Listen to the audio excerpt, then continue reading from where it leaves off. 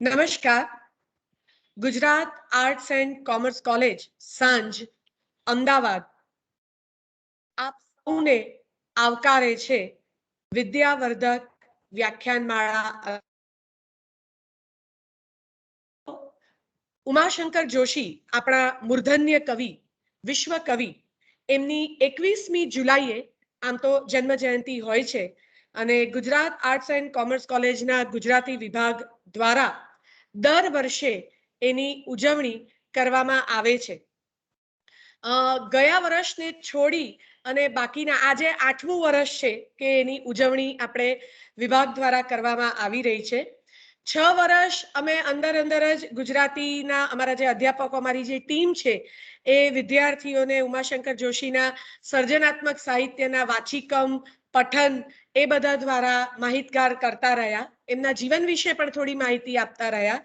પણ કદાચ આ આભાસી માધ્યમનો આજે બહુ સરસ ઉપયોગ કરી અને આપણે એક સરસ મજાના વક્તાને બોલાવ્યા છે અને ઉમાશંકર જોશીના જીવન અને સાહિત્યને ઘડનારા કયા પરિબળો, એવા તો કયા કારણો બન્યા કે બામણા ગામનો એક આદિવાસી જે બાળક જે કહેવાય છે એ વિશ્વકવિ શાંતિનિકેતન સુધી પહોંચ્યા, વિશ્વભરમાં પ્રસિદ્ધ થયા, વિશ્વ માનવીની વિચારણા ધરાવનારા લાગ્યા. તો આ આખા ઘડતર પરિબળમાંથી આપણે આજે પસાર થવાનું છે. વ્યાખ્યાન આપણે શરૂ કર્યું એ પહેલા તમે પેલું ભૂમિયા વિના મારે ભમવાતા ડુંગરા, બહુ સરસ મજાનું ગીત, અમે સ્કૂલમાં પણ આ ગીત ભણતા અને હજુ પણ એનો આ રાગ સરસ મજાનો યાદ છે. એ ભૂમિયા વિનાથી શરૂઆત કરીએ કે નખી સરોવરની શરદ પૂર્ણિમાની વાત કરીએ કે છિન્ન ભિન્ન છું ત્યાં સુધીની ઉમાશંકર જોશીની સફર હોય કે શૈલી અને સ્વરૂપની વિવેચના હોય કે શ્રાવણી બેળોની વાર્તા હોય કે સાપના ભારાની આખી વાત હોય, ઉમાશંકર જોશી સર્વત્ર ફેલાયેલા છે. અને મજાની વાત, આપણે ગુજરાત કોલેજે તો બહુ જ ગર્વ લેવાની વાત છે કે આ ધરતીમાંથી, ગુજરાત કોલેજની ધરતીમાંથી ઉમાશંકર જોશી બહાર આવ્યા છે. બરાબર, તો આપણા માટે આ ગૌરવની ક્ષણ જ હોય અને આ જ ક્ષણને ઝડપવા માટે આપણે દર વર્ષે આપણા મૂર્ધન્ય સાહિત્યકાર એવા શ્રી ઉમાશંકર જોશીની જન્મ જયંતિની આપણે ઉજવણી કરીએ છીએ. આ વર્ષે આપણે 111મી જન્મ જયંતિની ઉજવણી કરી રહ્યા છે. આ કાર્યક્રમની ઉજવણી કરવા માટે અમને સતત પ્રોત્સાહન આપતા રહેનારા અમારા આચાર્ય શ્રી ડોક્ટર કેજી પટેલ સાહેબનો હું વ્યાખ્યાનની શરૂઆતમાં જ આભાર માનું છું, કારણ કે એમનું પ્રોત્સાહન અમારા માટે સતત બળ બને છે. અને માત્ર એક વોટ્સએપના મેસેજથી જ સંપૂર્ણ સહમતિ દર્શાવવા, વ્યાખ્યાન આપવા માટે સંપૂર્ણ સહમતિ દર્શાવવા માટે ડોક્ટર બિપિન ચૌધરી સાહેબનો પણ હું ખૂબ આભાર પહેલેથી જ માની લઉં છું. ઔપચારિકતા પાછળથી બધું થશે, પણ આ પેલો હરખ હોય એ હું પહેલા કરી રહું છું. તો વિદ્યાર્થી મિત્રો, આજે આપણી સાથે ઉપસ્થિત છે ડોક્ટર બિપિન ચૌધરી. તેઓ મહેસાણા જિલ્લાના વિસનગરના રંગાપુઈ ગામના વતની છે. એટલે આમ તો ઉમાશંકર જોશીની ઘણી નજીકના કહેવાય. ભૌગોલિક દ્રષ્ટિથી એ નજીકના છે, આપણે હજુ થોડા દૂર પડીએ અને હું તો ક્યાંક પાછું કચ્છ બાજુ એટલે ઘણી દૂર પડું, પણ એ એમની નજીકના છે. એમનું જે શિક્ષણ, પ્રાથમિક શિક્ષણ, માધ્યમિક શિક્ષણ એ બધું જ આ રંગાપુઈ અને ઉચ્ચ શિક્ષણ છે એ એમણે BA ગાંધીનગર સમર્પણ આર્ટ્સ કોલેજમાં કરેલું છે અને MA MPhil એ એમણે ભાષા સાહિત્ય ભવન અમદાવાદમાં કરેલું છે. અને મારા માટે ખુશીની વાત પણ એ છે કે બિપિનભાઈ અને હું અમે બંને સાથે ભણતા હતા એક જ ક્લાસમાં. અને આનંદની વાત એ પણ છે કે અમને MAમાં એક પેપર ડિઝર્ટેશનનું મળે તો એના ગાઈડ પણ અમારા એક જ હતા. એટલે અમે ગુરુ બંધુ બંધીની ભગીની પણ કહેવાય શકીએ. તો એ વાતનો પણ આજે મને આનંદ છે. એમણે MA, BEd અને MPhil અને PhD કરેલું છે. મુખ્ય વિષય એમનો ગુજરાતી રહ્યો છે અને ડોક્ટર ઉત્પલ પટેલના માર્ગદર્શન હેઠળ એમણે પ્રીતિસેન ગુપ્તાનું પ્રવાસ સાહિત્ય એક અધ્યયન વિષય ઉપર PhD પણ કરેલું છે. લગભગ 2003 થી 2005 સુધી તેઓ શ્રી CH ચૌધરી હાઈસ્કૂલ રંગાકુઈમાં ઉચ્ચતર વિભાગમાં એમનો 2 વર્ષનો આ અનુભવ પણ છે શૈક્ષણિકનો, અને 2005 થી 2014 તેઓ શ્રી CB ગાંધી નૂતન હાઈસ્કૂલ પાલનપુર ઉચ્ચ માધ્યમિક વિભાગમાં શિક્ષણ ક્ષેત્રનો એમનો અનુભવ છે, અને 2014 થી તેઓ GPSC ની પરીક્ષા પાસ કરી અને સરકારી વિનયન અને વાણિજ્ય કોલેજ થરાદ તેમાં તેઓ જોડાયા હતા, અને હાલ તેઓ સરકારી વિનયન કોલેજ બેચરાજી ખાતે ગુજરાતી વિષયના મદદનીશ અધ્યાપક તરીકે કાર્યરત છે.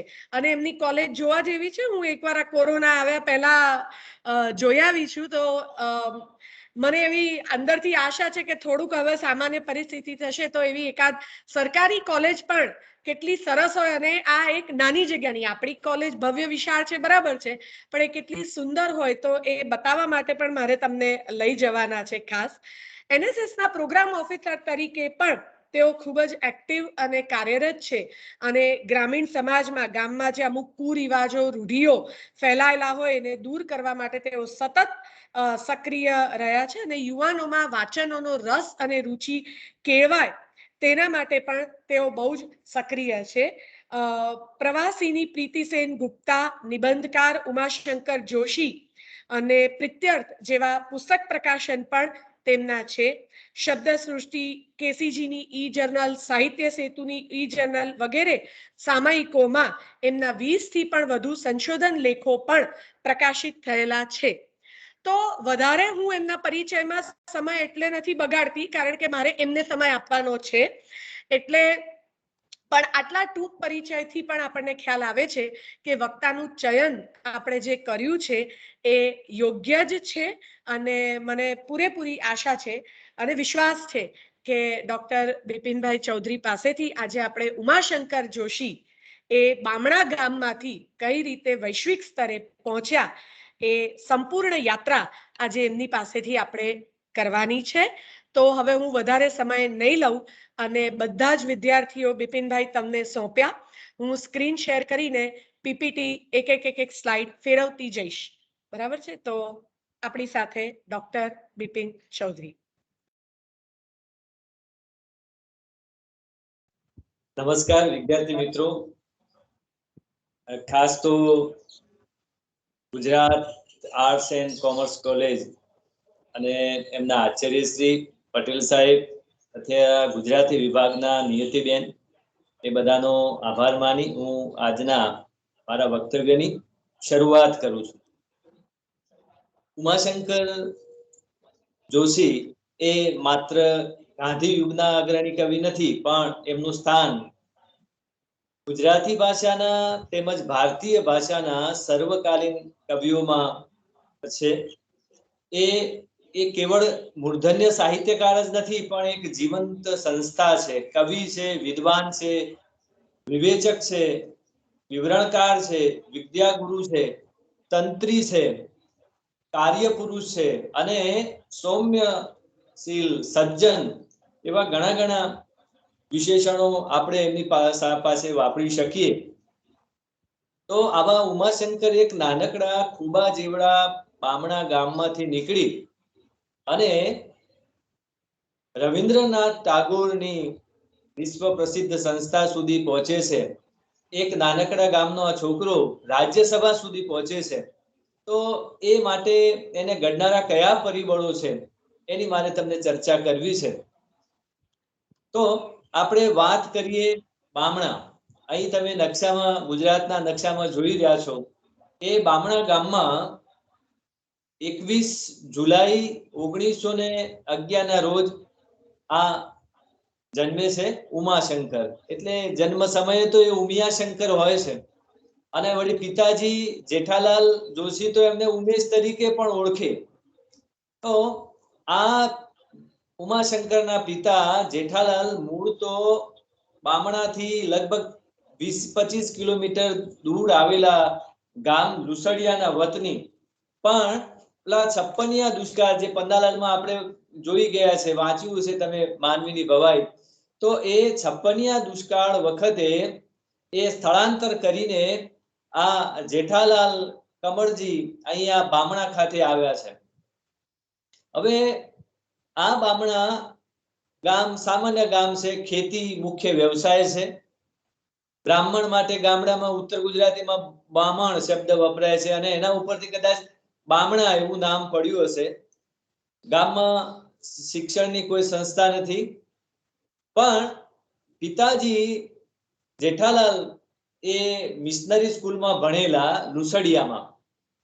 પણ લુસડિયાની અંદર ભણતા હતા ત્યારે ભણવામાં ખૂબ તેજસ્વી હતા.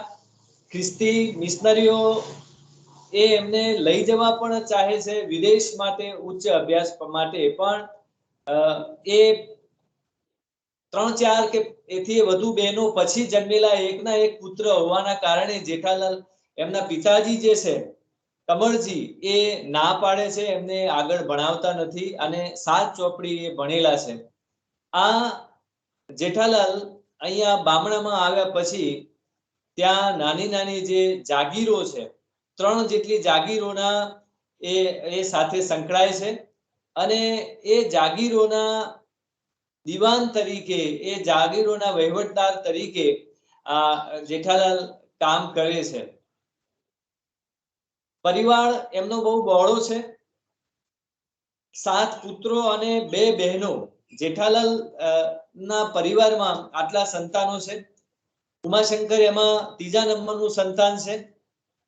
પહેલા નંબરે રામશંકરભાઈ છે, બીજા નંબરે સગનલાલ છે, 3જા નંબરે ઉમાશંકર છે, 4થા નંબરે ચુનીલાલ, 5મા નંબરે પ્રાણજીવન, કાંતિલાલ, જશોદાબેન, કેસરબેન અને દેવેન્દ્ર. અહીંયા તમે જે સ્લાઇડમાં જોઈ શકો છો એ પન્નાલાલ પટેલનું ગામનું જે ઘર છે બામણાનું, એનો ફોટોગ્રાફ છે. પન્નાલાલની શરૂઆત અહીંથી થાય છે. બાળપણમાં ઘરનું જે વાતાવરણ છે, માતા નવલબા, આમ તો મૂળ નામ નર્મદા, પણ ગામમાં બધા એમને નવલબા તરીકે જ ઓળખે. નવલબાનો સ્વભાવ બહુ મિલનસાર છે અને ગાણાનું ઝાડ કહેવામાં આવે તો પણ કંઈ ખોટું નથી. એટલા બધા ગીતો એમને, એટલા વ્રતો હોય કે પછી લગ્ન ગીતો હોય કે એવા વધામણાના ગીતો, જાત જાતના લોકગીતો એમને કંઠસ્થ, અને એ ગાય પણ ખરા આડોશ પડોશમાં કોઈ પ્રસંગે જાય. અને એ નો પાન આપણા બાળ ઉમાશંકરે કરેલું. પિતાજી ભણેલા અને આ રીતે જાગીરોના કારભાર સંભાળે અને પરિણામે ગામની 18 વર્ણ જેને કહીએ, બધા જ જ્ઞાતિના લોકો આવે. એ જ રીતે એમના મિલન સ્વભાવને કારણે મુસલમાન મિત્રો પણ હોય, ખ્રિસ્તી મિત્રો પણ હોય, અને એ મિત્રો ખાલી તાળી મિત્રો જ નહીં, પણ એને અંગત સ્વજનો કહીએ એવી ગાઢ મિત્રતા. અને પરિણામે બાળપણથી જ એક આવા માહોલમાં ઉછરવાનું આ સદભાગ્ય આપણા ઉમાશંકર જોશીને પ્રાપ્ત થયું. નાના હતા ત્યારે એમના ઘરની અંદર એમના પિતા જેઠાલાલ જોશી નવજીવન સામાયિક મંગાવતા. આ નવજીવન એ આઝાદીની ચળવળમાં એક બહુ મહત્વનો ભાગ ભજવનાર લોક જાગૃતિ કેન્દ્ર ગાંધીજીની જે મુદ્રાલયમાંથી નવજીવનમાં પ્રગટ થતું સામાયિક. પણ આ ઈડરના રાજવી હોય કે બીજા રાજવી આને ચલાવી ન લે, કેમ કે બ્રિટિશ સરકાર જે છે એ એવું હતું કે નવજીવન વાંચવાની વાત તો બાજુમાં રહી, પણ નવજીવનને સ્પર્શ કરો ને તો એ ગુનો લાગી જાય, એવો એ સમય હતો. અને છતાં એ સમયે આ સામાયિક ઘરમાં આવતું અને પિતા અને બધા વાંચતા, ભાઈ એમના મોટા ભાઈઓ પણ વાંચે, અને પરિણામે દેશ અને દુનિયાથી એમને જાણકારી પ્રાપ્ત થાય. એમના સ્વાતંત્ર્યની ચળવળની માહિતી આ રીતે ઘરની અંદર બાળપણથી મળે. બહોળું કુટુંબ, નાના ભાઈ બહેનો બધા સાથે, અને પરિણામે રમત પણ ચાલે. આંગણામાં હારબંધ ખાટલાઓ આડા ગોઠવાઈ જાય અને એની નાની ગલીઓ બનાવી અને એમાં રમતા. ક્યારેક ચંદ્રમાના અજવાળામાં સવારમાં વહેલા સ્કૂલે પહોંચી જાય અને જેથી વહેલા તે પહેલા એ ન્યાય નિશાળમાં ઉગડતા જ પહેલો નંબર મળે. પણ એમના પહેલા એમના ભાઈ જઈ અને છુપાયેલા હોય. તો આ રીતે એ બાળપણ બામણા ગામ ડુંગરની તળેટીમાં આવેલું એટલે આજુબાજુ ડુંગર જોવા મળે. એ રીતે વરસાદમાં પણ એ મિત્રો સાથે નીકળી પડે, પલળે, ભીંજાય. સહઅધ્યાયની પ્રેરણાથી એક દિવસ શાળામાંથી નીકળી જઈ અને આંબાના ઝાડ ઉપર આખો દિવસ બેસી રહ્યા અને પછી સાંજે પાછા સ્કૂલ છૂટી એ સમયે નીકળ્યા અને ત્યાંથી કુવેચના પેલા કાતરા એના ફળ તોડી અને એકબીજાના ગાલે ઘસવાની આવી જે નિર્દોષ બાલ મસ્તી પણ એમને કરેલી. તો આ બધા અનુભવોથી, બાળપણના અનુભવોથી એમનું જીવન ઘણું ભર્યું ભર્યું છે. પહેલી અને બીજી ચોપડી એમણે સાથે પરીક્ષા આપવી પડેલી. તો એક વખતે ડેપ્યુટી ઇન્સ્પેક્ટર પરીક્ષા લેવા માટે આવેલા અને ડેપ્યુટીએ પૂછ્યું એમણે કે મીઠું ખારું છે છતાં એને મીઠું કેમ કહે છે? તો આ પ્રશ્ન સાંભળીને આપણા પન્નાલાલ જે ઉમાશંકર છે થોડા મૂંઝાયા અને માથું ખંજવાળવા લાગ્યા. એ સમયે રિવાજ એવો હતો કે જ્યારે ડિપોટી આ રીતે સ્કૂલમાં ગામડાની આવે એટલે ગામના વડીલો પણ આવે અને જુએ કે કયા છોકરાને કેટલું આવડે છે, કેટલું છોકરું કાચું છે, પાકું છે. તો આ છોકરો એ વખતે થોડો કાચો લાગ્યો પણ પછી આગળ જતા એ ઘણો પાકો થાય છે, આપણે જોવાના છીએ. તો આ રીતે બાળપણ જે બામણા ગામમાં આવું નિર્દોષ મસ્તી ભર્યું બાળપણ છે. અને ત્યાં એક વખતે પિતાજી વળી ખાદીનું પહેરણ લેતા આવ્યા અને એની જે ખરબચડી સપાટી જોઈ અને એમણે પણ પહેરવાનું મન થયું. પિતાજીને ખાદીનું પહેરણ આપ્યું ઉમાશંકરને અને આ રીતે પેલું નવજીવન તો ઘરમાં હતું, હવે ખાદી પણ શરૂઆત થઈ અને આ રીતે આ બંનેનો સંગ અને રંગ એમને બાળપણથી લાગ્યો. લગભગ 4 ધોરણ સુધીનો અભ્યાસ એમણે અહીંયા કર્યો છે બામણા ગામમાં. 1916 થી 1920 સુધી બામણા ગામની પ્રાથમિક શાળામાં એ ભણ્યા. 1921 થી એ ઈડર ખાતે ભણવા માટે ગયા કેમ કે એમના મોટાભાઈ પણ ત્યાં ઈડરમાં ભણતા અને છાત્રાલયમાં રહેતા. અહીં બામણા ગામમાં ભણવા માટેની આગળની સગવડ નહોતી એટલે ઉમાશંકર પણ ત્યાં ઈડર ખાતે ગયા. અહીં તમે ફોટોમાં જોઈ શકશો સ્લાઇડમાં કે એ જે ઈડરની પ્રતાપ હાઈસ્કૂલ છે એ અહીંયા તમે જોઈ શકો છો. તો અહીંયા આ નિશાળની અંદર એમને બીજા એક મિત્ર મળે છે અને એ પણ આપણા જ્ઞાનપીઠ પુરસ્કૃત સર્જક છે ને એ છે પન્નાલાલ પટેલ. તો આ બંનેનો અહીંયા મેળાપ થાય છે. અહીંયા પણ જોઈએ તો આ ઈડરની અંદર એમના જીવન વિશે, એમના ઘડતર વિશે એક મહત્વનું પરિબળ બને છે. ઈડરના જે ડુંગરો છે, અમે ઈડરીઓ ગઢ જીત્યા રે આનંદ ભયો, તો આ આનંદ અહીં એ સૌંદર્ય, કુદરતનું સૌંદર્ય મેળવવા માટે, પ્રકૃતિનું સૌંદર્ય પાન કરવા માટેનું અહીં બરોબર એમને મોકો મળે છે. શિક્ષકો પણ એમને એવા ઉત્તમ મળે છે કે આ પ્રકૃતિના સાનિધ્યમાં એમને લઈ જાય. રજા હોય ત્યારે, પરીક્ષા હોય ત્યારે પણ કોઈ ધનેશ્વરની ટેકરી ઉપર જઈને વાંચવા બેસે અને ત્યાંથી ધરાઈને આ ડુંગરને જુએ. અને એમની કવિતામાં પણ આ ડુંગર આપણે આવ્યા છે. આ ભૂમિયા વિના મારા ભમવાતા ડુંગરા. તો આ ડુંગરાઓ એ વગર ભૂમિયાએ ભમ્યા છે, મિત્રો સાથે ભમ્યા છે. અને આ રીતે એમનું જે 10 થી 16 વર્ષ સુધી ઈડરના છાત્રાલયમાં રહેલા એનું તો એક આખું પુરાણ થાય એવું છે. ત્યાં જે વિદ્યાર્થીઓ આવતા એ બહુ મોટી ઉંમરના આવતા, માથે સાફો બાંધ્યો હોય અને બહુ કદાવર હોય. અને જ્યારે આપણા ઉમાશંકર તો સાવ નાનકડા છોકરા જેવા લાગે અને જાણે વધવાનું ભૂલી ગયા હોય એવું એમનું કદ કાઠી હતી. અને પરિણામે ઘણી વખતે શિક્ષકો એમને કહેતા હતા કે બામણા ડુંગર ઉપર આવેલું છે ને તું આવો નબળો કેમ છે? નબળો એટલે શારીરિક બાધાની દૃષ્ટિએ. તો આ શિક્ષકો એવું કહેતા. વાંચવાની ભૂખ તો બાળપણથી, ગામમાં થોડું ઘણું વાંચેલું, અહીંયા તો ખજાનો મળ્યો. ક્યાંક છુપાઈને સરસ્વતી ચંદ્ર પણ વાંચે, પણ શિક્ષક પકડી દે અને પછી કહે છે કે ઉમાપતિ હજી આવો, સરસ્વતી ચંદ્ર વાંચવાની તો હજી બહુ વાર છે તમારે. તો આવા ઉમાશંકર અહીં પન્નાલાલ અને ઉમાશંકર, આમ તો પન્નાલાલ ગુજરાતી મીડિયમના વિદ્યાર્થી હતા, પણ અહીં છતાં એમનો પ્રવેશ મળેલો અને 10મા ધોરણના વડા છાત્ર અને કોઠારનો અને તમામ વિદ્યાર્થીઓનો હિસાબ આપણા ઉમાશંકર રાખતા. સામાજિક પરિસ્થિતિના કારણે પન્નાલાલને ભણવાનું અધવચ્ચે છોડી દેવું પડે છે, તો પન્નાલાલનો જે શિષ્યવૃત્તિ અથવા તો ડિપોઝિટ જે છે એને મની ઓર્ડર થી પહોંચાડવાનું કામ ને એ આપણા ઉમાશંકર એમને કરે છે. તો આ રીતે એમનું એક પડાવ થાય છે. બામણા ગામ, એમના પિતાજી તિલક, લોકમાન્ય તિલકનું અવસાન થતા એમણે રવિવારના દિવસે અવસાન થયેલું અને પરિણામે એમના પિતાજીએ રવિવારે 1 ટંક જમવાનું આજીવન એવું વ્રત રાખેલું. તો એનો પ્રભાવ પણ આ આપણા ઉમાશંકર ઉપર પડે છે. એટલે બામણા ગામ, પછી આવે છે ઈડર, અને હવે ત્રીજો પડાવ છે એમનો ઘડતરનો, એ છે અમદાવાદ. મેટ્રિકના અભ્યાસ માટે અમદાવાદ આવે છે. એ અમદાવાદ આવું એ કંઈ આજના જેવું એટલું સરળ નહોતું.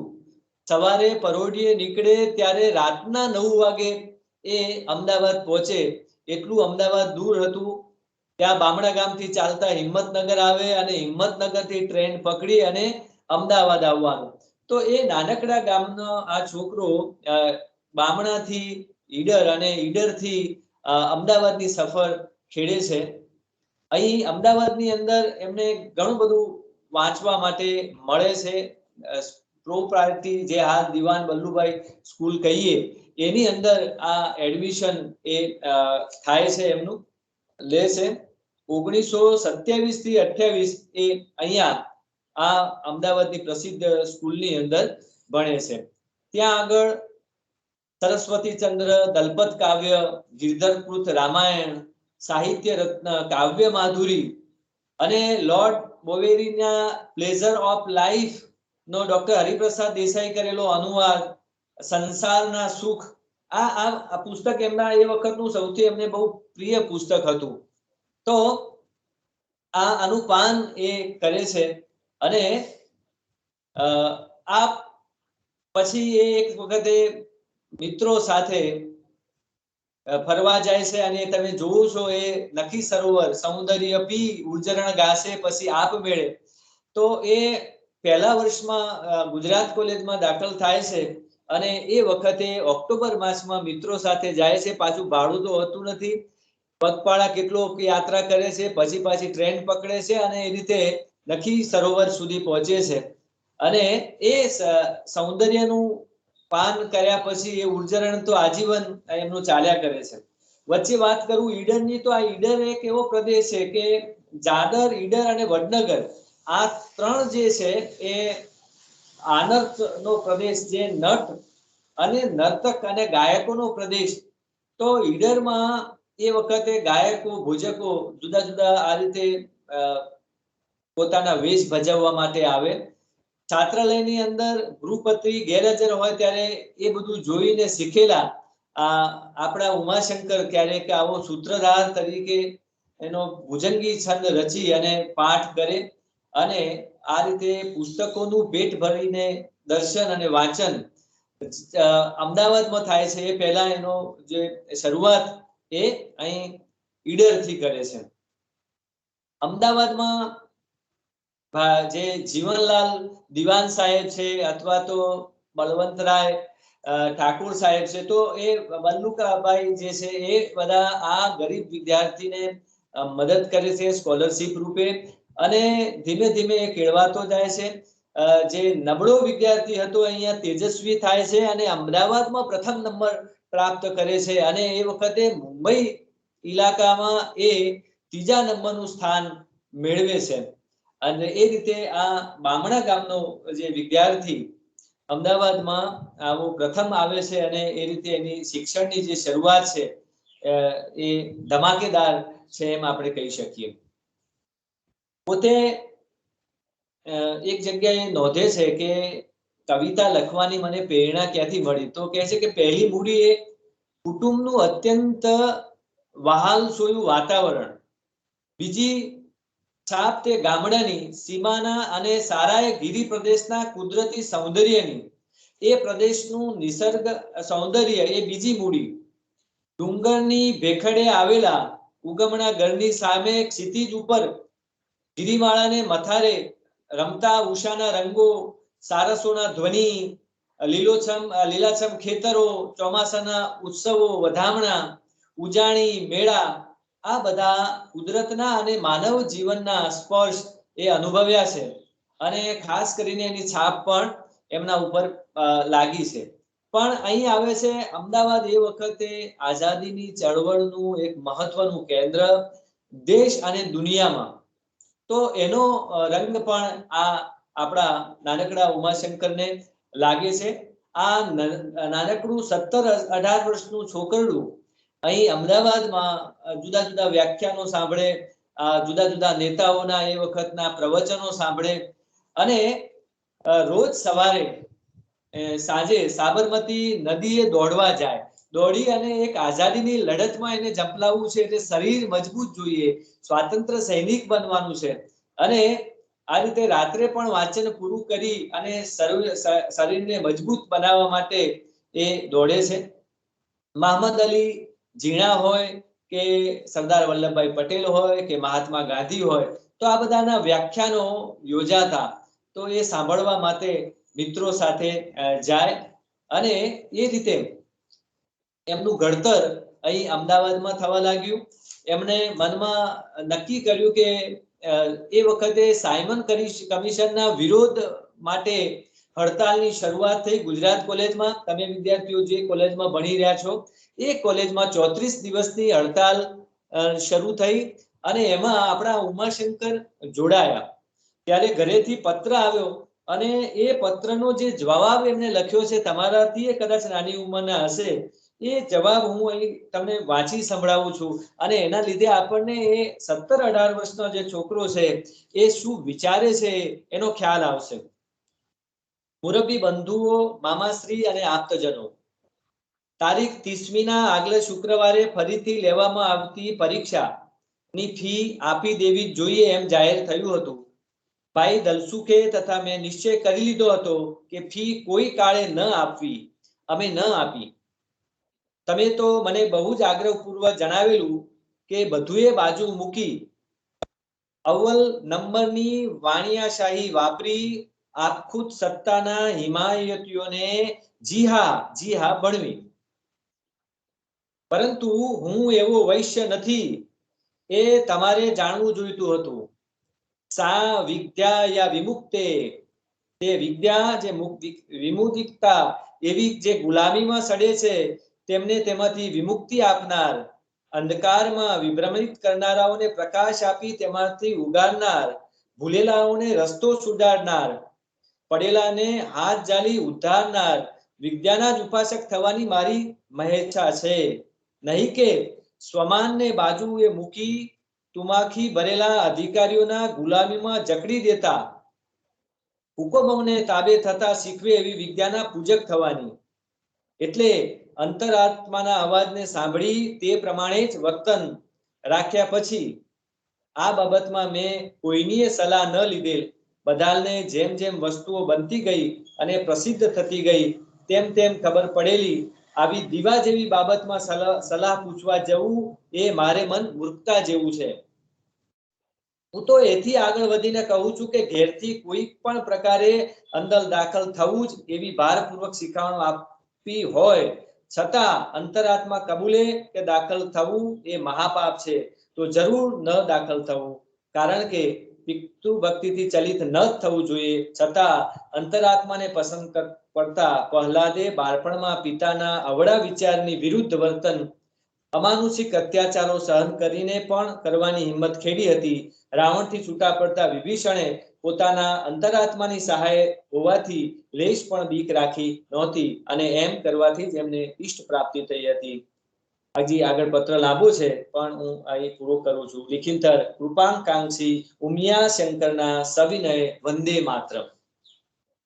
તો વિદ્યાર્થી મિત્રો જુઓ, આત્મ નિર્ણય કરવાની સૂઝ 17-18 વર્ષે આપણા ઉમાશંકરમાં છે અને ફી ભરી અને ભણવાનું આગળ ચાલુ કરવાનું સ્વાભાવિક રીતે એમના મામા અને બીજા વડીલો કે એવી વાણિયાશાહી બુદ્ધિ વાપરવાનું કે પણ આપણા ઉમાશંકર એ પોતાની વાતમાં મક્કમ છે અને એ કહે છે, ભક્ત પ્રહલાદનું ઉદાહરણ આપે છે અને વિભીષણનું ઉદાહરણ આપે છે અને પોતે જે સત્ય જે વસ્તુને માને છે એને પોતે વળગી રહે છે, ભલે કુટુંબીજનો દબાણ કરે તો પણ આવી નિર્ણય શક્તિ, આવું આત્મબળ એ 17-18 વર્ષે હોય અને એ પછી ભારતીય કવિ કે વિશ્વ કવિ ન બને એમાં જ નવાય છે. તો આ આપણે જોયું કે આઝાદીની ચળવળના જે સમયગાળા દરમિયાનની આ વાત છે. એ ફી ભરતા નથી, સાયમન કમિશનનો વિરોધનો વાત ચાલી રહી છે, હડતાલોમાં જોડાયા છે, સાથે વાંચન ચાલે છે, મન ભરીને વાંચન ભૂખ અહીંયા એમની સંતોષાય છે અને એ સમયગાળામાં 1930માં મીઠાનો સત્યાગ્રહ, નમક સત્યાગ્રહની શરૂઆત થાય છે અને એ પોતે આમાં જોડાવાનું નક્કી કરે છે. 12મી માર્ચે દાંડીકૂચ છે અને એની આગલી રાતે 11મીએ સાંજે નદીની રેતમાં સભા છે. નહેરુજી, મેઘાણીજી અને ગાંધીજી જેવા મહાનુભાવો એમાં એ સભામાં ઉપસ્થિત રહેવાના છે. કાલે સવારે શું થશે, ધરપકડ થશે, જેલ થશે, એવા બધા કેટલાય મનમાં વિચારો ચાલી રહ્યા છે. રાત્રે ઊંઘી શકતા નથી, મિત્રો સાથે જાગે છે, એ સભા સાંભળે છે અને એ પોતે પણ આ સ્વતંત્રતા સેનાની તરીકે આ ગાંધીજી દાંડીકૂચમાં જાય છે, એમાં જોડાવા માટે પોતે એનું ફોર્મ ભરવાનું છે, ભરી દીધું છે, પણ એમાં એમનો સમાવેશ થતો નથી. પણ એમને વિરામગામનો જે સત્યાગ્રહ છે એ માટે એમનો સમાવેશ થાય છે. તો એમાં ફોર્મની અંદર લખેલું છે કે તમે આ સત્યાગ્રહમાં કેમ જોડાવા માંગો છો, તમારો ઉદ્દેશ શું?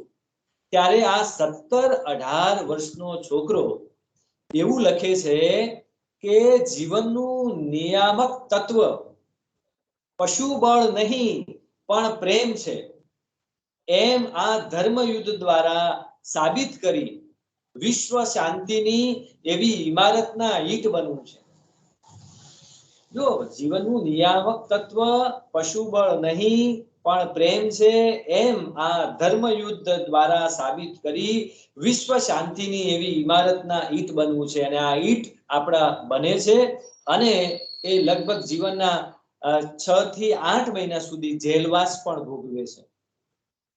જેલ આપણે જોઈએ, વિરમગામ સત્યાગ્રહની વાત જોઈએ. આ તો આઝાદીનું અમૃત વર્ષ ચાલે છે અને આ ગુજરાત કોલેજ પણ આઝાદીની ચળવળ સાથે કેટલાક અંશે સંકળાયેલી છે. એના વિદ્યાર્થી આ ઉમાશંકર પણ સંકળાયેલા છે, એટલે હું થોડી વધુ વાત આની કરીશ. તો વિરમગામ તાલુકાનું ખારાગોડા છે, ત્યાં આગળ સરકારી મીઠું પકવવામાં આવે છે આવતું એ જમાનામાં.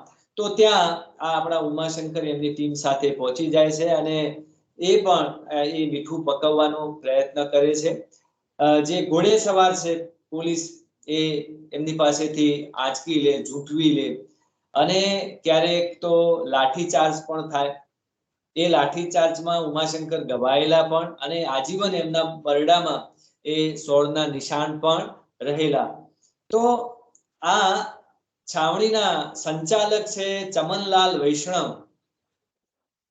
તો એ વખતે નવજીવન જે પ્રેસ છે બંધ થાય છે, મુદ્રણાલયની જપ્તી કરે છે અંગ્રેજ સરકાર. કેમ કે લોક જાગૃતિ, સ્વતંત્રતા માટે લોકોને જાગૃત કરવાનું જે મહત્વનું કામ આ નવજીવન પ્રેસ કરતું અને પરિણામે એ બંધ થઈ જાય છે, એને જપ્ત કરી લેવામાં આવે છે. તો હવે જે નાના નાના ગામડાઓમાં આવા જે પત્રિકાઓ ફરતી કરવાનું કામ શરૂઆત થાય છે. 18-19 વર્ષનો આપણો આ ઉમાશંકર એનું તંત્રી તરીકેનું કામ શરૂ કરે છે. કવિ પત્રકારની તાલીમ આપણા ઉમાશંકરને અહીંયા મળે છે, આ છાવણીની અંદર મળે છે અને આ છાવણી એમને યુનિવર્સિટીના કુલપતિ નો વહીવટ કેમ કરવો એ પણ એને શીખવે છે. જાહેરમાં બોલવાનું પણ અહીં શરૂઆત થાય છે, લોકો વચ્ચે જઈને રહેવાનું, લોકોની સમસ્યાઓને જાણવાની. એ સમયે પાછું ઘરે પણ સમાચાર આવે છે, બાળ લગ્ન છે કુટુંબની અંદર.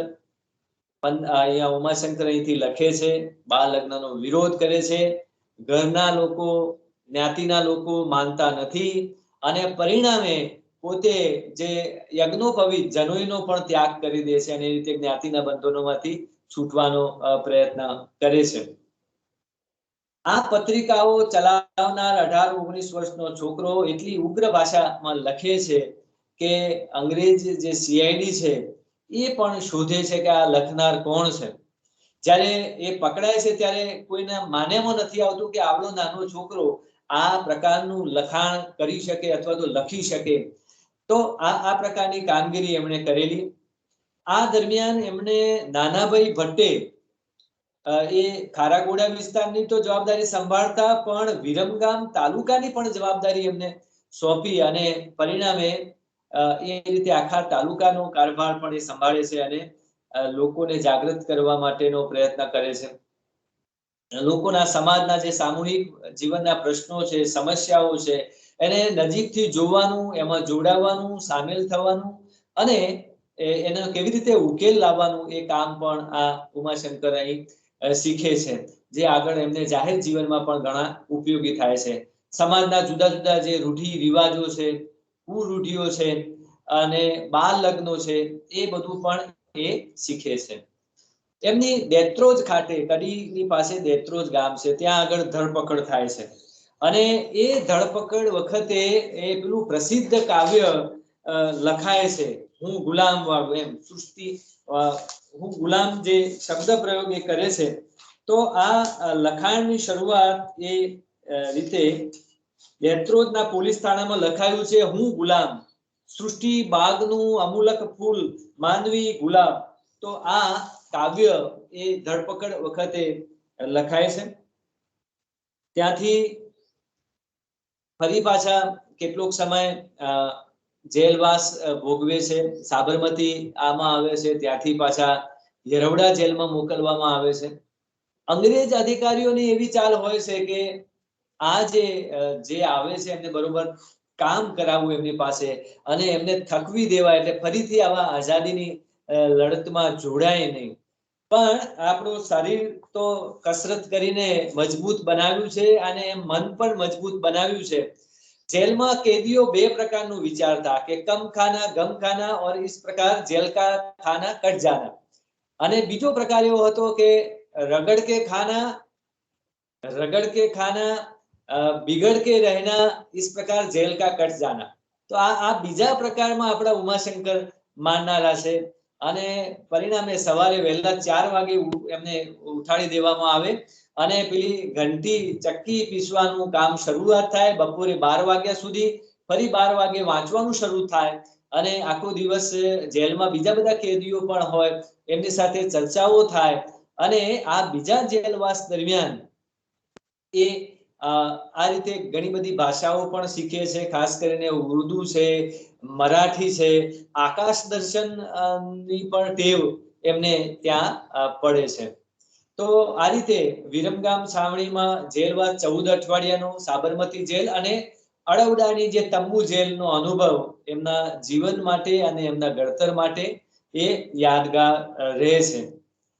તો આ પછી ખૂબ જ વાંચન કરે છે, માર્ક્સવાદ, અને એમાં ખાસ કરીને દાસ કેપિટલની અસર એમને અહીંયા વાંચનથી થાય છે. રચો રચો ગગનચુંબી ઇમારતો રચો, અથવા તો ભૂખ્યા જનોનો જઠરાગ્નિ જાગશે, ભસ્મ કણી ન લાદશે.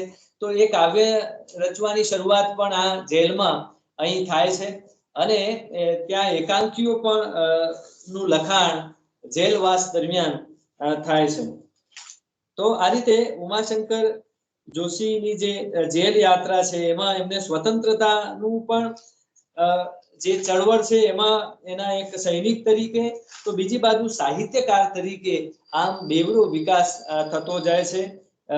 એ ઘણી બધી પરિસ્થિતિઓથી પરિચિત છે અને એના કારણે એમની કવિતાની અંદર પણ સામાન્ય વ્યક્તિની વાત પણ આવશે, મજૂરોની વાત આવે, આદિવાસીઓની વાત આવે, પીડિતોની વાત આવે.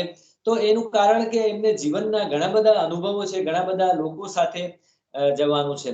જેલવાસ પછી એ કરાંચીના 7 દિવસ દરિયાનો પ્રવાસ ખેડી અને જાય છે, ત્યાં આગળ કામ કરે છે, સુંદરમ રાવી પાઠક જેવા વિદ્યાપીઠમાં મળે છે. વિદ્યાપીઠ પણ એમના જીવન ઘડતરમાં બહુ મોટો ભાગ ભજવે છે.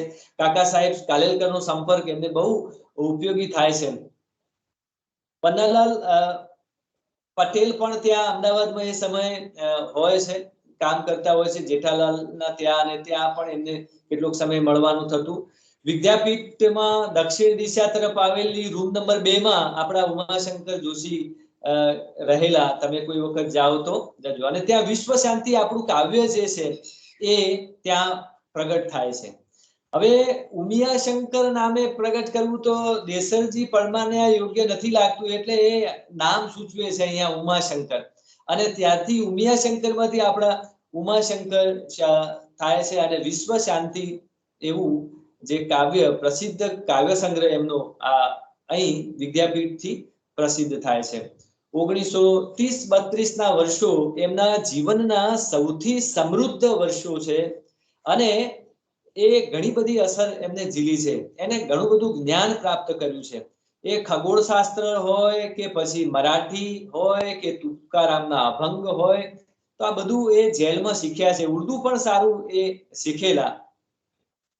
પણ પછી ભણવાનું અધૂરું હોય છે. ફરી પાછું પિતાજીની નાદુરસ્ત તબિયત, ગામડે જાય છે, કેટલોક સમય ત્યાં રહે છે. 1934માં પિતાજીનું અવસાન થાય છે. ફરી પાછા સુંદરમ અને બીજાની કહેવાથી એ મુંબઈ આવે છે અને ઇકોનોમિક્સ વિષય રાખે છે. મુખ્ય વિષય ઇકોનોમિક્સ અને ઇતિહાસ સાથે એ BA નો અભ્યાસ કરે છે.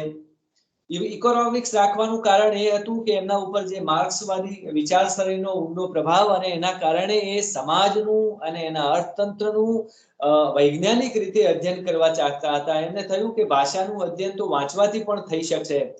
અને એ રીતે આંખો પણ એ વખતે ખૂબ નબળી થાય છે. BA નો અભ્યાસ પછી એ MA માં જ્યારે આવે છે ત્યારે એમની આંખો નબળી હોય છે, અને એટલે એ ગુજરાતી વિષય રાખે છે. જ્યોત્સનાબેન સાથેના લગ્ન એ પણ એમના જીવનમાં એક બહુ મહત્વનું પ્રેરક બળ છે. જ્યોત્સનાબેન એ નવના ગોળના હતા, અને આ ગોળ બદલાતો. બંને બ્રાહ્મણ હતા, એક જ જ્ઞાતિના હતા, અને છતાંય ઘણો બધો કુટુંબમાં, સમાજમાં વિરોધ થાય છે. ઉમાશંકરના જે સમાજ છે સાબરકાંઠાના ગામનો, બામણા ગામનો, એ પણ એમને નાત બહાર મૂકે છે. અને લગભગ 10 વર્ષ સુધી એમને નાત બહાર રહેવું પડે છે. એમના બહેનના લગ્ન અને વગેરેમાં પણ ઘણા વિઘ્નો આવે છે. તો એની અસર પણ ઉમાશંકર જોશી ઉપર ઘણી થાય છે. આપણે ઝડપથી જોઈએ છીએ એટલા માટે કે સમય સરતો જાય છે, એટલે હું દરેક મુદ્દા ઉપર બહુ વિગતે જઈ શકતો નથી. તો આ રીતે લગ્નમાં પણ એકદમ સાદગીથી એ લગ્ન કરે છે. કુમાર જે આપણું જાણીતું સામાયિક છે એ પ્રેસમાં લખાય છે. કંકોત્રીઓને હાથની સહીથી કાર્ડ થોડા વેચવામાં આવે છે. સુંદરમના ત્યાં ઉતારો છે, અને એ રીતે સાદગીપૂર્ણ રીતે એ લગ્ન કરે છે. પછી મુંબઈની અંદર શિક્ષક તરીકે જોડાય છે. સિડમ હાર્ટ કોલેજમાં અધ્યાપક તરીકે જોડાય છે, અને ત્યાંથી પછી એ ગુજરાત વિદ્યાસભામાં સંશોધક તરીકે જોડાય છે. તો જો હવે કવિ ઉમાશંકર કે નાટકકાર ઉમાશંકર, તો એ જેટલા મોટા ગજાના છે, એમ સંશોધક ઉમાશંકર એ પણ એટલા જ મોટા છે. કેમ કે એમનું પુરાણોમાં ગુજરાત હોય કે આખો એક અધ્યયન હોય, તો એવા જે 2 ગ્રંથો આપણને પ્રાપ્ત થાય છે, એ આપણને આ એમના ગુજરાત વિદ્યાસભા ના કારણે આપણને એ મળે છે. તો આ રીતે સંશોધન ક્ષેત્રે એમનું જે પ્રદાન છે એ ખૂબ ઉપયોગી રહ્યું. પછી તો એ નોકરી પણ છોડી દે છે, અને પછી સંસ્કૃતિ સામાયિક ચાલુ કરે છે 1947 થી 1948 સુધી. આ સામાયિકના તંત્રી પદે રહી અને ચલાવવું એ બહુ મોટો પડકાર છે, એક મોટી પરિસ્થિતિ છે. તો એને એ નિભાવે છે. ઘણો બધો સમય અહીં તમે જુઓ, 1947 થી 1984 સુધી એ એક ધારું સંસ્કૃતિનું સામાયિક ચલાવે છે. એની સામે પણ પાછું આંદોલન થાય છે. કૃતિ નહીં સંસ્કૃતિ, આવું એક આંદોલન શરૂઆત થાય છે. પણ સાહિત્યની સાથે સાથે સાંપ્રત પ્રવાહો, એ ચાહે રાજકારણ હોય કે અન્ય જે પણ બાબતો છે, એ બધાનું વાત એમના આ કૃતિઓમાં આવતી હોય છે, સંસ્કૃતિમાં આવતું હોય છે. એક પણ શબ્દ મૂલ્ય વગરનો વ્યર્થ આપણને ન જોવા મળે. ત્યાં દૂરથી મંગલ શબ્દ આવતો અને છેલ્લો શબ્દ મૌન કહેવાય. એ બે વચ્ચે એમની જે કવિતા વહી છે, એમના સંસ્કૃતિમાં પણ એમને સંસ્કૃતિ પુરુષ કહેવામાં આવ્યા છે. એટલા માટે કે કારણ કે આ સંસ્કૃતિની અંદર એમણે ચિંતન મનન કર્યું છે, વિચાર કર્યા છે, દુનિયા અને દેશની સમસ્યાઓની વાત કરી છે, આઝાદી પછીની વાત કરી છે. અને એ બધામાં થી આગળ વધી આપણે તો એ ગુજરાતીના અધ્યાપક તરીકે જોડાય છે. 1954 ની અંદર ગુજરાત યુનિવર્સિટીમાં વિદ્યાર્થી મિત્રો, તમે જે યુનિવર્સિટીમાં હાલ અભ્યાસ કરી રહ્યા છો, એ યુનિવર્સિટીની અંદર આ ઉમાશંકર જોશી જોડાય છે. અને એ સમયે દેશની અંદર રાજકીય પરિસ્થિતિ માં ઘણો બદલાવ આવે છે. રાજ્ય સત્તાનો પ્રભાવ શિક્ષણ જગત ઉપર વધતો જાય છે. એ વખતની જે ચીમનભાઈ સરકાર છે, એ સરકાર ના માણસો આ યુનિવર્સિટીના કુલપતિ પદે ચૂંટાવા માટે એમના ઉમેદવારી પત્રો ભરાય છે. અને એની સામે આપણા ઉમાશંકર જોશી એ ભરે છે અને જીતે પણ છે. તો એ પણ એક બહુ મોટી ચેલેન્જ જેને કહી શકીએ એવી એક સર્જક, એક અધ્યાપકે એ ઉપાડી. બીજું એક જગ્યાએ ઉમાશંકર જોશી નોંધે છે કે જ્યારે યુનિવર્સિટીના કુલપતિ હોય છે, ત્યારે કર્મચારીઓ આંદોલન કે હડતાલ શરૂઆત થાય છે. અને હડતાલ એમના વિરોધમાં, અને એ પણ પાછું ગીત ગાતા આવે. કયું કે ભૂખ્યા જનોનો જઠરાગ્નિ, એટલે બીજા બોલે જાગશે જાગશે, ભૂખ્યા જનોનો જઠરાગ્નિ જાગશે જાગશે. તો આ કેબિનમાં બેઠેલા કુલપતિ ઉમાશંકર જોશીને મનમાં એક બાજુ હસવું આવે, બીજી બાજુ આ માગણી લઈને આવતા કર્મચારીઓ પોતાની જ પંક્તિઓથી. તો આ પછીનો જે તબક્કો છે, એ છે કટોકટીનો. ગુજરાતની સ્થિતિ એ વખતે મહાગુજરાતનું આંદોલન અને નવનિર્માણ આંદોલનમાં પણ એ વિદ્યાર્થીઓની પડખે આપણા ઉમાશંકર ઊભા છે. બીજું, એમણે કટોકટીની સ્થિતિનું અગમચેતી રૂપે એમના લેખોમાં સંસ્કૃતિમાં પણ વાત કરી છે. અને એ પોતે આ રીતે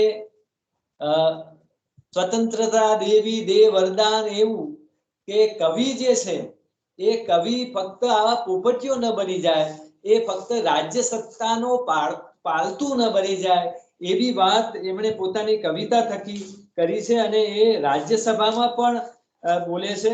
ત્યાં કવિતામાં પણ એ કહે છે કે મને મુર્દાની વાસ આવે સભામાં સમિતિમાં.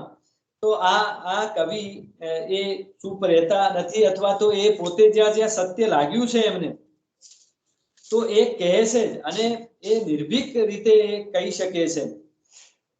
દેશ તો આઝાદ થતા થઈ ગયો તે શું કર્યું, દેશ જો બરબાદ થતા રહી ગયો એ પુણ્ય આગળ આવી કોનું રહ્યું. તો આવું કહેવાની હિંમત આપણા આવા કવિની છે. મને મુર્દાની વાસ આવે સભામાં સમિતિમાં ઘણા પંચમાં, જ્યાં નવા નિર્માણની વાતો કરે જૂનવાણી જડબા, જરટ હો ક્યાંક ક્યાંક જુવાન ખાસા, નિહાળી ભાવીને ખાતા બગાસા, મને મુર્દાની બૂ સતાવે. તો આવું કવિ ત્યારે જ કહી શકે કે જ્યારે એ સત્યના પક્ષે હોય, સત્ય નિષ્ઠા પ્રત્યે હોય. એમણે કોઈના પ્રભાવમાં આવ્યા નથી. એ ગાંધીવાદ હોય કે માર્ક્સવાદ હોય, ગાંધીવાદની કંઠી પણ એમને પહેરી નથી કે માર્ક્સવાદની પણ નથી. હા, એમને અસર જરૂર ઝીલી છે. એમને કોઈ સમયને કોઈ યુગ સાથે ઓળખાવવો એમને બિલકુલ પસંદ નથી. એટલા માટે કે એ એવું માને છે કે સાહિત્ય કે ઇતિહાસને કોઈ રાજા કે એ એના વ્યક્તિના નામથી ઓળખવાની પદ્ધતિ એ અયોગ્ય માને છે. તો આવા ઉમાશંકર ના જીવનમાં અનેક ચડાવ ઉતાર આવ્યા છે. એમણે રાજ્યસભાનું રાષ્ટ્રપતિજીએ એમણે એક સર્જક તરીકે નિયુક્તિ કરી છે. એ રીતે તમે ફોટામાં જોઈ શકો છો કે રવિન્દ્રનાથની જે ટાગોરની જે પ્રસિદ્ધ સંસ્થા છે વિશ્વ ભારતી, એના કુલપતિ તરીકે આમ તો મુખ્યત્વે તો વડાપ્રધાન જ હોય છે, પણ આપણા સાહિત્યકાર કવિ એવા ઉમાશંકર જોશીને એ જવાબદારી મળેલી અને એમણે બખૂબી એ નિભાવેલી. રાજ્યસભામાં પણ સંસ્કાર જગતના પ્રતિનિધિ તરીકે, ગુજરાત સાહિત્ય પરિષદના પ્રમુખ તરીકે, એ જ રીતે ભારતના સાંસ્કૃતિક અને વિદ્યા જગતના પ્રતિનિધિ તરીકે જગતના વિવિધ દેશોમાં એમણે પોતાની કામગીરી નિભાવી છે. અહીંયા તમે જે જોઈ શકો છો જ્ઞાનપીઠ પુરસ્કાર એ એમને નિશિત કાવ્ય સંગ્રહ માટે મળેલો. કન્નડ કવિ ની સાથે એમણે પણ એ પુરસ્કાર મળેલો. તો આ રીતે સાહિત્ય હોય કે રાજકારણનું જાહેર જીવન હોય, રાજ્યસભા હોય કે સાહિત્ય પરિષદનું પ્રમુખ પદ હોય, તો આમ અનેક ક્ષેત્રે એ વિસ્તર્યા છે, વિકસતા રહ્યા છે. સતત એમને સામાન્યમાં સામાન્ય વ્યક્તિથી લઈ અને મોટા વ્યક્તિ સુધી એ સતત સંકળાયેલા રહેલા છે. અને એ એકલા કલ્પનાઓમાં બંધ કે એસી ઓફિસમાં બંધ એવા કવિ નથી, સતત જાગતા કવિ છે. અને એક ભારતીય સંસ્કૃતિના સંવાહક કહીએ, જે આપણે નર્મદના કેટલાક ગુણો કહીએ કે ગોળધરામની જે પ્રતિભા કહીએ કે મહાત્મા ગાંધી, તો એ ત્રણનો સમન્વય થયો છે. ગાંધી યુગમાં જીવવું અથવા તો જન્મવું એમ ઘડાવવું એ સદભાગ્ય છે, એમ એ એક મોટી જવાબદારી પણ છે. એ પડકાર એમને યુવાની કાળથી ઝીલેલો અને એ જીવનના અંત સુધી એ આ રીતે દેશ, દુનિયા અને સમાજ પ્રત્યે સતત સંવેદનશીલ રહ્યા છે. આમ એક નાનકડું ગામ ક્યાં બામણા આવ્યું, ત્યાંનો ઉછેર એ ક્યાંક અમદાવાદ જેવા મોટા શહેરમાં આવે, ત્યાંથી મુંબઈ જેવા મહાનગરમાં આવે. ગુજરાત વિદ્યાપીઠ એક બાજુ છે, તો બીજી બાજુ ગુજરાત યુનિવર્સિટી છે, એક બાજુ મુંબઈ યુનિવર્સિટી છે. તો એમનું જે વ્યક્તિત્વ છે આપણે જોઈશું તો એ સમન્વયક વ્યક્તિત્વ છે. એક બાજુ સંસ્કૃત કવિઓ છે, આપણા કાલિદાસ હોય કે એમના તમે અનુવાદ જોશો તો તમને ખ્યાલ આવશે. શાંકુતલ હોય કે બીજા જે અનુવાદ છે એમના ઉત્તમ રામચરિત. તો બીજી બાજુ અંગ્રેજી સાહિત્યનો પણ એટલો જ એમને પરિચય, વિશ્વ સાહિત્યનો પણ એટલો જ પરિચય, જીવન મૂલ્યોની પણ આગ્રહી તે રહ્યા છે. પણ જીવન મૂલ્યોના આગ્રહમાં ક્યાંય પણ કલા પક્ષની ઉપેક્ષા એ કરતા નથી. એ કવિ કર્મને જ કવિ ધર્મ માને છે. આ એક બાજુ આધુનિક રીતે પણ વિકસ્યા છે. ગાંધીજીની નવી તાલીમમાં એમને શ્રદ્ધા છે, તેમ ગુજરાત યુનિવર્સિટીના કુલપતિ પદે રહીને પણ એ પોતે રાજકારણ સાથે સંકળાયેલા રહે છે. અને જે લોકોના પ્રશ્નો છે, પ્રજાના પ્રશ્નો છે, એને ઉકેલવા તરફ એ આગળ વધે છે. ઇન્દિરાજીની કટોકટીના ટીકાકાર પણ એ બને છે. વિનોબાજીને એ કહે છે સરકારી સંત તરીકેનું બિરુદ પણ આપણા ઉમાશંકર જોશી આપતા અચકાતા નથી. પણ એમના મનમાં વિનોબાજી વિશે આદર સહેજ પણ ઓછો થતો નથી. ગુજરાતની અસ્મિતાના મુનશી કરતા પણ ઓછા અભિમાની કે આગ્રહી નથી. હું ગુર્જર ભારતવાસી, એ તે કેવું ગુજરાતી કે કેવળ હોય ગુજરાતી. આ પ્રકારનું એમનું વ્યક્તિત્વ છે. એક બાજુ અર્થશાસ્ત્ર જેવો વિષય લે અને બીજી બાજુ એ ગુજરાતી વિષય. તો આમ એક અવતારમાં બે ત્રણ અવતારનું એ કામ કરે છે. કવિ છે, સર્જક છે, સ્વાતંત્ર્ય સેનાની છે, અને જેલવાસ વેઠનાર છે, તો રાજકારણી પણ આપણે કહી શકીએ. એ પ્રકારનું એમનું વ્યક્તિત્વ છે. યુવા વયે જેમ અંગ્રેજો સામે, તેમ પછી ઉત્તર વયે આપણી ચૂંટેલી સરકારો સામે, એના ભ્રષ્ટાચાર સામે પણ એ અવાજ ઉઠાવનારા કવિ છે. પાર્લામેન્ટમાં અને પાર્લામેન્ટ બહાર પણ આ કવિ હુંકાર કરે છે. દેશના રાજકારણ પર ચાંપતી નજર રાખનારા અને એ અંગે પોતાનો નિર્ભીક અભિપ્રાય આપનારા આ કવિ છે. વર્ગને સ્વર્ગ માનનારા અધ્યાપક પણ છે, એક ઉમદા શિક્ષક પણ છે. એમના વર્ગના જ નહીં પણ વર્ગ બહારના પણ અનેક લોકો એમને શિક્ષક તરીકે, એક સારા કેળવણીકાર તરીકે ચાહે છે. રાજકારણીઓમાં હાથમાં જતી યુનિવર્સિટીને બચાવવા માટે પોતાનું કર્તવ્ય સમજીને એ પોતે ડીનની અને કુલપતિની ચૂંટણી લડે છે અને જીતે પણ છે. ન દૈન્યમ ન પલાયનમ, ન દૈન્યમ ન પલાયનમ, આ એમનો મંત્ર છે, એ એમની જીવન દૃષ્ટિ છે. અંગ્રેજીનો દીવો હોલવશો નહીં. જો આ માધ્યમનો જ્યારે પ્રશ્ન આપણે થાય છે કે ગુજરાતી માધ્યમ અને અંગ્રેજી માધ્યમ, તો એ વખતે એમણે કહેલું કે અંગ્રેજી નો દીવો હોલવવાની જરૂર નથી. એવી રાજકર્તાઓને એ ચેતવણી પણ આપે છે. પ્રેમ પક્ષપાત બની ન જાય અને અસ્વીકાર પૂર્વગ્રહમાં ન બને એની એ સતત દરકાર રાખનાર કવિ છે. શબ્દથી તે શબ્દ બ્રહ્મ સુધીની એમની યાત્રા છે. અખિલ કવિનો શબ્દ છે, સાધના, શ્રદ્ધા, આ બધા પણ એમને પ્રિય શબ્દો છે. હું અંતે એમની પંક્તિઓ કહી અને મારી વાત પૂરી કરું કે જે થયો પ્રાપ્ત ઉપાધિ યોગ, બની રહ્યો એ જ સમાધિ યોગ, મારું જીવન એ જ મારી વાણી, બીજું એ તો ઝાકળ પાણી. નમસ્તે, ધન્યવાદ. જે તક આપી ગુજરાત કોલેજે, આપ સર્વનો ખૂબ ખૂબ આભાર. વિદ્યાર્થીઓને કોઈ પ્રશ્ન કરવા હોય એમના જીવન વિશે કે બીજા, તો કરી શકો છો. જી, ખૂબ ખૂબ આભાર બિપિનભાઈ. એમ થયું કે હજુ થોડી અવિરત ચાલ્યા કરી હોત તો વાંધો ના આવત.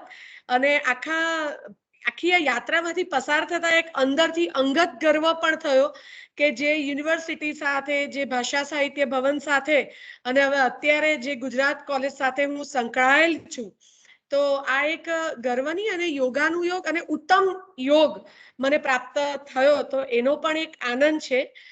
વિદ્યાર્થી મિત્રો, તમારા મનમાં કોઈ પ્રશ્ન હોય તો આપણી પાસે 5-7 મિનિટ છે, તમે પૂછી શકો છો.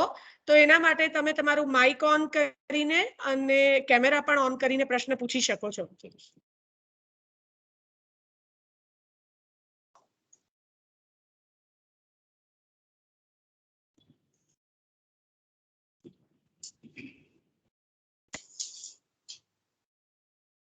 હા જીતેન્દ્ર, બોલો. તમારું માઇક અનમ્યુટ કરો બેટા. તમારો ખૂબ ખૂબ આભાર માનું છું. ઉમાશંકર જોશી વિશે તમને આટલું અમને જ્ઞાન આપ્યું. મારો એક પ્રશ્ન છે કે જે ઉમાશંકર જોશીને પેલો કારાવાસ કરવામાં આવ્યો હતો, એ કેટલા વર્ષ સુધીમાં તેમને કારાવાસમાં રાખવામાં આવ્યા હતા, સર? એ 6 મહિના જેટલો એમનો કારાવાસ હતો. એ 2 તબક્કામાં, એક તો પહેલા જે ખારાગોડા, જે મેં દેત્રોજ ગામ કહ્યું ને કડીનું, ત્યાંથી લઈ અને એમને સાબરમતી જેલમાં રાખવામાં આવે, અને પછી યરવડા જેલમાં, અને પછી પાછા છૂટે છે, ફરી પાછા જેલમાં, વિસાપુર જેલમાં રહે છે. એટલે એ બધો સમયગાળો 8 મહિનાનો છે, પણ રજાઓ કે બીજા કાઢીએ તો એ 6 મહિનાનો થાય એવું છે. અને ચોક્કસ તારીખની માહિતી જોઈતી હશે તો હું તમને નિયતિબેન સાથે આપીશ, કેમ કે તારીખો સાથે મળી રહે. અને આ સંશોધનનો વિષય છે.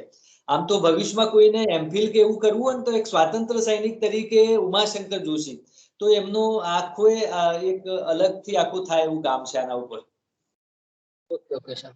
અને સર, જે પીએચડી ઉમાશંકર જોશીએ કર્યું છે, તો એનું સાહિત્ય બુક કયું છે, સર? એ સંશોધન ગ્રંથ લખ્યા છે એમને, પુરાણોમાં ગુજરાત અને આખો એક અધ્યયન. એ ગુજરાત વિદ્યાસભા દ્વારા એમણે આ કામ કરેલું. પુરાણોમાં ગુજરાત 1946માં એમણે કરેલું છે કામ. અને એ રીતે આખો એક અધ્યયન એ 1941માં એમણે કામ કરેલું છે. Okay sir, thank you sir. હું આપણા મેડમનું પણ ખૂબ ખૂબ આભાર માનું છું કે તમારા જેવા સર અમને વક્તવ્ય કરાવ્યું છે અને જ્ઞાન આપણો વધારવા માટે તમારી જોડે મીટિંગ રાખી છે. એટલા માટે અમારા મેડમનું પણ આભાર માનું છું, અને સર તમારું પણ આભાર માનું છું. ખૂબ ખૂબ ધન્યવાદ સર. Okay Thank you. બેટા, અન્ય કોઈ વિદ્યાર્થીને કોઈ પ્રશ્ન હોય તો? એક નિયતિબેન, હા હા હર્ષાબેન. એક આપને રિક્વેસ્ટ છે કે આનું રેકોર્ડિંગ આપે કર્યું છે, તો હા. હું સૌરાષ્ટ્ર યુનિવર્સિટીમાં છું, એટલે સૌરાષ્ટ્ર યુનિવર્સિટીના SYBA ના વર્ગની અંદર અત્યારે ગ્રંથકાર ઉમાશંકર ભણવાના છે. તો જો બરાબર. મને આપ પર્સનલ રેકોર્ડિંગ મોકલી શકો તો આપનો ખૂબ આભાર રહેશે. ચોક્કસથી. હા હા હા હું છે ને આપણે ઉપયોગી થશે. YouTube ની લિંક શેર કરી દઈશ આપની સાથે અને હા, જી. ચોક્કસ મોકલી આપીશું. થેન્ક યુ સર, આપે પણ ખૂબ સરસ માહિતી આપી, આપનો પણ આભાર. Thank you. હવે હા, હર્ષાબેન, એક હા હા બોલો બોલો બોલો. હા, એક ફકરો છે ઉમાશંકરનો, ખાસ કરીને આ વિદ્યાર્થીઓ માટે. ઉમાશંકરને આ મેઘાણીજીની, મહેન્દ્ર મેઘાણીજીની આ ઉમાશંકર જોશી સાથે વાંચન યાત્રા, કમસે કમ બીજું વાંચો કે ન વાંચો, પણ આ લગભગ 30 પાનાની નાનકડી પુસ્તિકા છે. એટલું વાંચશો તો પણ તમારે એક રસ કેળવાશે. હું એમાંથી એક ફકરો વાંચું છું, જે વિદ્યાર્થીઓને સદનસીબ મળ્યું છે આ બેસવા માટેનું, એમના માટે છે કે તમે આગળ ઉપર હાઈકોર્ટો જુદાવો કે યુનિવર્સિટીના શિખર ઉપર કળશ દીપી રહો, ધારાસભો ગજવો કે મોટી મેદની ડોલાવો, ભારે અફસર થાઓ કે મહાપુરુષ બની જાઓ, પણ ત્યારે આટલું કદી ભૂલશો નહીં કે તમે અહીં અત્યારે ભણો છો એ એક અકસ્માત જ છે. તમે અહીં ભણો છો અને તમારી ઉંમરના ગોઠિયાઓ ખેતરે માળા પર ચડી પંખીડા ઉડાડે છે, શહેરના કારખાનાઓમાં બેવડ વળી જાય છે, વિષયોના અંગીઠા આગળ શેકાય છે, અથવા તો મુંબઈની ચોપાટી પર પગ ચંપી કરે છે. કોઈ અકસ્માતથી તમે એને ઠેકાણે હોત, એ તમારે ઠેકાણે હોત તો? આગળ ઉપર જ્યારે તમે મોટા તીસ્માર ખા બની જાઓ ત્યારે પણ આટલું જરી ભૂલશો નહીં. અનેક લાલચો અને પ્રલોભન હોય, પણ પેલા વાંદરાએ મગરને કહેલું તેમ કહેજો કે મારું કાળજું તો અરે ત્યાં રહી ગયું, જ્યાં પેલા કુમળા બાળકો ટોયા બનીને પંખી ઉડાડે છે, છાપા વેચવા ફૂટપાથ પર દોડે છે, કપરી મજૂરીમાં ઘસાઈ જાય છે. અસ્તુ. વાહ, સાચી વાત છે. વ્યક્તિ મટીને બનુ વિશ્વ માનવી, એની જે આખી સફર બિપિનભાઈએ કરાવી છે. બિપિનભાઈ, અમારા આચાર્ય શ્રી પણ સમગ્ર વ્યાખ્યાન દરમિયાન આપણી સાથે જોડાયેલા છે, તો હું એમને પણ વિનંતી કરીશ કે વિદ્યાર્થીઓ માટે અને અમારા સૌ માટે આ પ્રસંગ સંદર્ભે કંઈક વાત કરે. નમસ્કાર.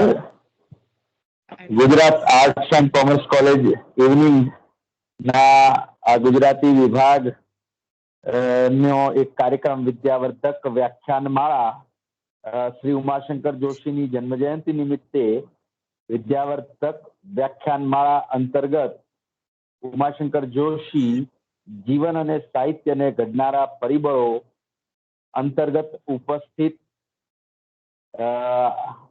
વિદ્યાર્થી દોસ્તો, અધ્યાપક મિત્રો અને આ સરસ આવું સુંદર આયોજન કરનાર ગુજરાતી વિભાગના કર્મઠ પ્રાધ્યાપિકા એવા અમારા નિયતિબેન અને આજના આ વ્યાખ્યાન આપવા માટે જે તજજ્ઞ તરીકે ઉપસ્થિત આપણને થયા છે તેવા વિદ્વાન અધ્યાપક શ્રી બિપિનભાઈ, એમને તો હું જ્યારે એમની થરાદમાં હતા અને એમણે જેમ થાણું નાખ્યું એમ કહીએ, સ્વાતંત્ર્ય સૈનિકો જેમ પલોઠી વારી અને એક જગ્યાએ બેસતા હતા અને પછી જે સેવાનો આ એક ધૂણી ધખાવતા હતા અને એના માધ્યમથી જે એમની સુવાસ દૂર દૂર સુધી જાય, વ્યક્તિના સંપર્કમાં ન આવે પરંતુ એના કર્મોની સુવાસ એ દૂર દૂર સુધી જતી હોય છે.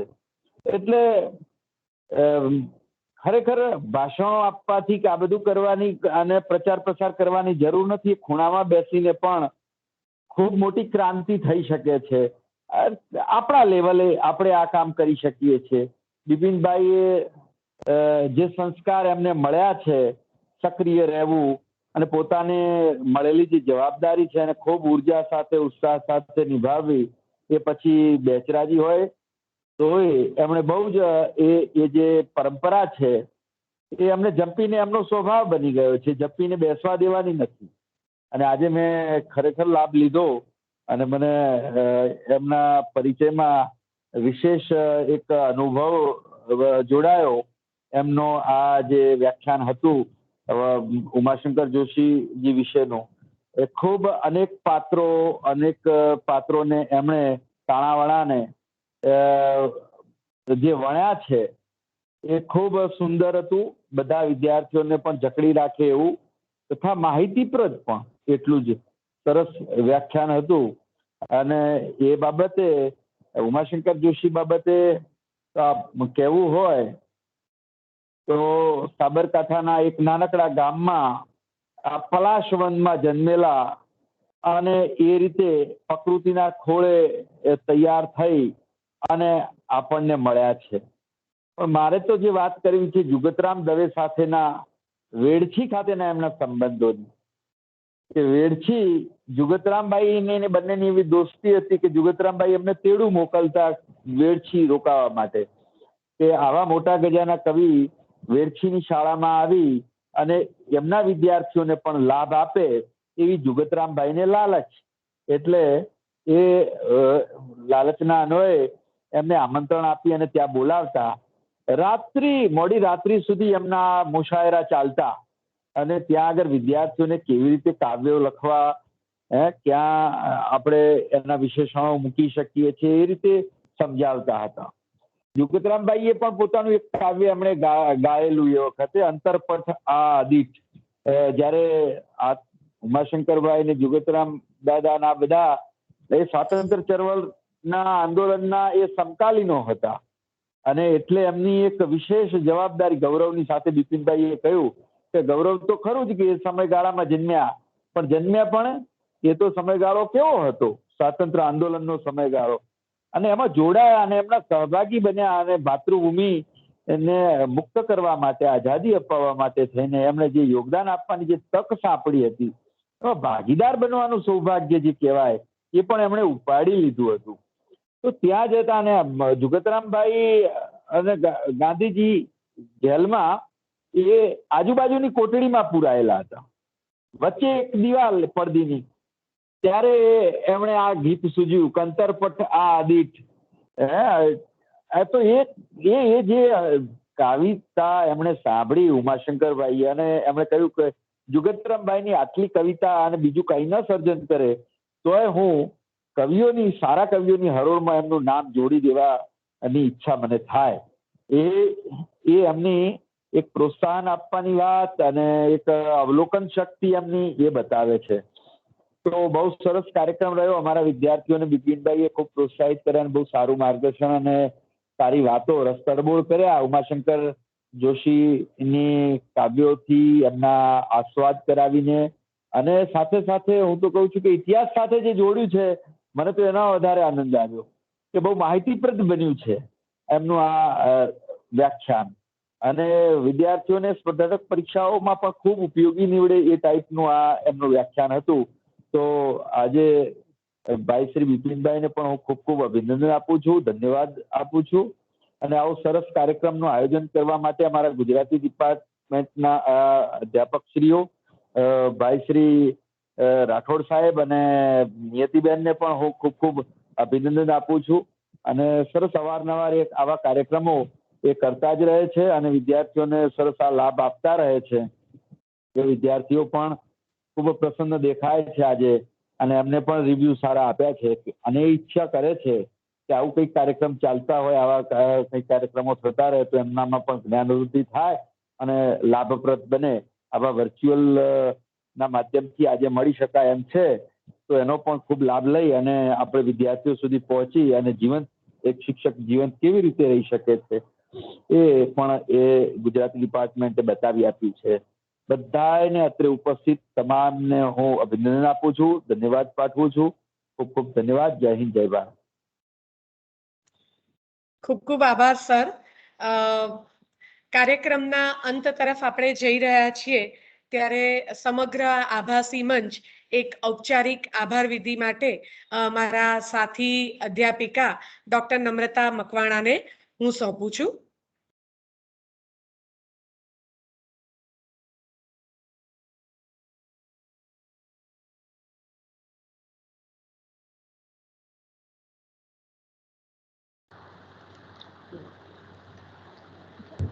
Gujarat arts and commerce college સાંજ તથા ગુજરાતી વિભાગ દ્વારા આયોજિત વિદ્યાવર્ધક જ્ઞાનમાળા અંતર્ગત ઉમાશંકર જોશી જન્મ જયંતિ વ્યાખ્યાન આપનાર વક્તા ડૉક્ટર બિપિનભાઈ ચૌધરી સાહેબ પોતાનો કિંમતી સમય ફાળવી અહીંયા વક્તવ્ય માટે ઉપસ્થિત રહ્યા છે એ બદલ આપ સાહેબશ્રીનો હૃદયપૂર્વક આભાર વ્યક્ત કરું છું.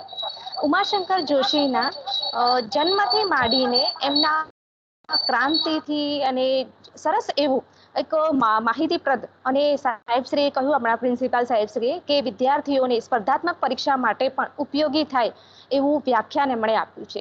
એવું કહેવાય છે કે ઉમાશંકર જોશીના ટૂંકમાં 1 કલાકમાં સાહેબશ્રીએ સમર ઉમાશંકર જોશીના જીવન અને એમના સર્જનની સરસ એવી માહિતી આપી છે અને હું માનું છું ત્યાર સુધી વિદ્યાર્થીઓને પણ સરસ એવું જ્ઞાન એમની પાસેથી સાંપડ્યું છે. એટલે સાહેબશ્રીનો અમારા કોલેજ પરિવાર વતી અને ગુજરાતી વિભાગ દ્વારા હૃદયપૂર્વક આભાર વ્યક્ત કરું છું. બીજું કે Gujarat arts and commerce college સાંજના અમારા પ્રિન્સિપાલ સાહેબ શ્રી ડૉક્ટર કેજી પટેલ સાહેબ દરેક વખતે દરેક કાર્યક્રમમાં અમને એક પ્રેરણા અને એમની પાસેથી સ્નેહ અને હૂંફ સાંપડ્યા છે. દરેક કાર્યક્રમમાં એ સતત અગ્રેસર રહ્યા છે. ક્યારેય એમને કોઈ વાર અમને ના કહી નથી અને અમારા કાર્યક્રમમાં સહયોગ અને સહકાર એમનો સાંપડ્યો છે. એટલે ડૉક્ટર કેજી પટેલ સાહેબ શ્રીનો હૃદયપૂર્વક આભાર વ્યક્ત કરું છું. તથા ગુજરાતી વિભાગના પ્રાધ્યાપક પ્રવીણભાઈ રાઠોડ સાહેબ એમણે સતત અમને માર્ગદર્શન આપતા રહ્યા છે. એટલે સાહેબશ્રીનો પણ આભાર વ્યક્ત કરું છું. તથા દરેક કાર્યક્રમમાં સતત અગ્રેસર અને દરેક કાર્યક્રમને સુચારું એવું આયોજન આપનાર અને કાર્યક્રમમાં અમને સાથે રહીને હંમેશા મદદ અને હૂંફ સાથે રહ્યા છે એવા નિયતિબેન અંતાણીનો પણ આભાર વ્યક્ત કરું છું. તથા કોલેજ પરિવારના અમારા અધ્યાપક સાહેબશ્રીઓ તથા વહાલા વિદ્યાર્થી મિત્રો જે જોડાઈને સરસ એવા જ્ઞાન સાથે પ્રશ્નોત્તરી કરીને અમારો ઉમંગ અને ઉત્સાહ વધાર્યો છે. એટલે વહાલા વિદ્યાર્થી મિત્રોનો આભાર કેમ વ્યક્ત ના કરાય, તો એ સર્વ વિદ્યાર્થી મિત્રોનો પણ આભાર વ્યક્ત કરું છું. અસ્તુ. તો આ સાથે બિપિનભાઈના ફરી એકવાર આભાર સાથે આપણે આ વ્યાખ્યાન અહીંયા પૂર્ણ જાહેર કરીએ છીએ. આપ સર્વને લેફ્ટ થવું હોય તો થઈ શકો છો અને આવતીકાલ સુધી યુટ્યુબની લિંક પણ આપણને મળી જશે. Thank you. Okay, thank you so much ma'am.